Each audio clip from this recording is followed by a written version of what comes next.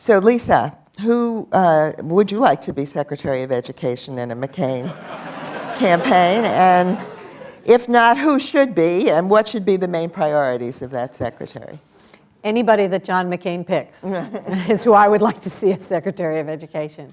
I think it's going to be critically important, quite frankly, for the country to focus on things like, as the Senator has said, the Education Equality Project, and really getting into some of the urban districts that are making huge changes in the way they do business. New York is one, since we're here. New Orleans is another, where they suspended all of their old collective bargaining agreements in the restructuring district that Paul Vallis is running, because it was urgent. And they literally, their schools blew away. I mean, they had to create something.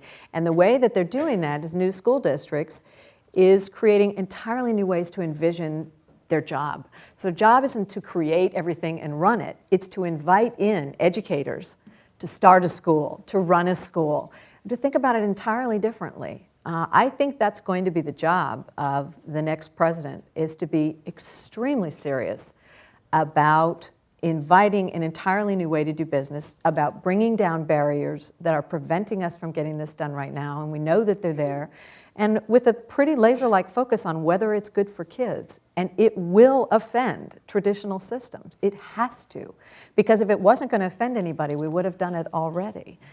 So Senator McCain is notably somebody who works across the aisle. I think this issue is no longer, if it ever was, sort of Republican and Democrat. It really has to do with those who believe that the instruction we're going to give kids is all we have to organize around. And all of the other constraints around adult organizations, around teachers' unions, around finance, which offends people, around everything that we've ever done for public education. The question now has to be, how do we focus on kids? Senator McCain says on his website that he envisions a public education system where the resources we supply for children literally follow those kids into the school that works for them. And that school gets those resources. It's a very simple sort of philosophical model. It's all about that child. And so whoever, all of the people who are working with Senator McCain all over the country are people who believe that that organizing principle of what's the right thing for the child ought to be what drives us. Thank you. Linda, would you like to be Secretary of Education in an Obama administration? We have a very long process to get to an election, and there are going to be a lot of great candidates for Secretary of Education, and I know the Senator will pick the right person, and that person will have certain things in mind, because the Senator is very clear about where he wants to go. I think we'll see that priority placed on building a real system that ensures that all kids get access to high-quality education. Right now we have an adhocracy. We have a patchwork quilt all across the country. Things are haphazard about how people come into teaching and get prepared and get supported, about which kids get access to what kinds of services and opportunities. We don't have the capacity to ensure that everyone gets what is really the new civil right, access to high-quality education.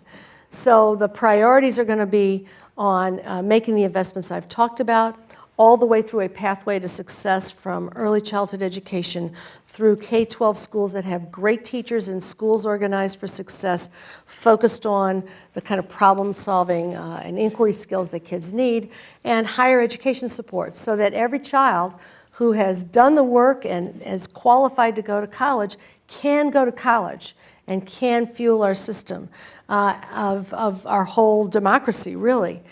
We need somebody who's going to look at what works, again, in a systematic way. How do we scale it up? How do we translate that across districts? That is going to require equalization of resources. It is going to require investments. When people say, particularly rich people, that money doesn't matter, I don't see them trying to give it up.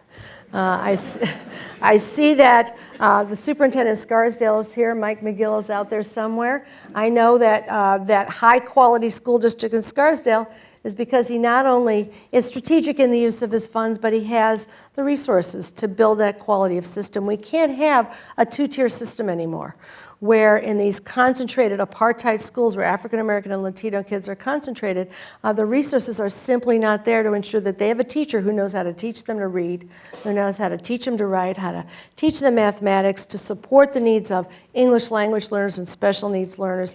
And that means we're going to just have to make this kind of very systemic investment in the quality of personnel in our schools and in giving them the kind of schools in which they can teach well. Thank you. I want to thank Education Week for sponsoring this. I want to thank the audience for its wonderful attention and politeness. And I want to say good evening to all our webcast viewers, especially hi to the TC alumni. Thank you both very much.